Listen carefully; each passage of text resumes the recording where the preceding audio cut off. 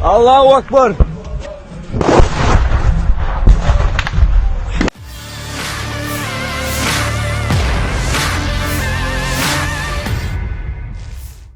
Pasukan khusus Ahmad kembali terlibat aksi baku tembak dengan militer Ukraina. Rekamannya ramai beredar di media sosial Telegram pada Kamis 24 November 2022. Invasi Rusia yang memasuki bulan ke-11 hingga saat ini tak kunjung reda. Baik dari kubu Rusia maupun Ukraina terus menggempur serangannya dalam saling menghancurkan satu sama lain. Tidak diketahui pasti di wilayah mana pertempuran ini berlangsung.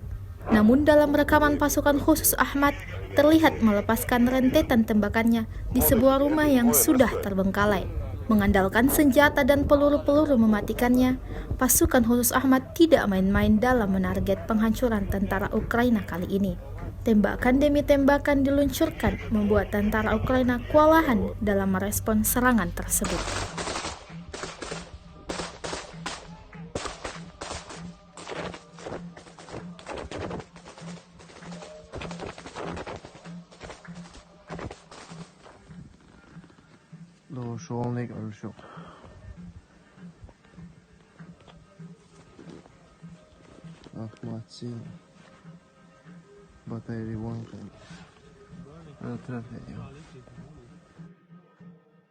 Вооруженных сил Украины в районах населенных пунктов Чугуев, Кисловка, Крахмальная, Берестовое, Кругляковка Харьковской области, Победа, Доброволье, Водяное Донецкой Народной Республики, Садовая, Токаревка, Дучаны Херсонской области, а также 63 артиллерийских подразделения на огневых позициях, живая сила и военная техника в 136 районах. В Харьковской области поражены на огневых позициях 2 установки реактивной системы залпового огня «Ураган» Вооруженных сил Украины, из которых велись обстрелы территории Белгородской области.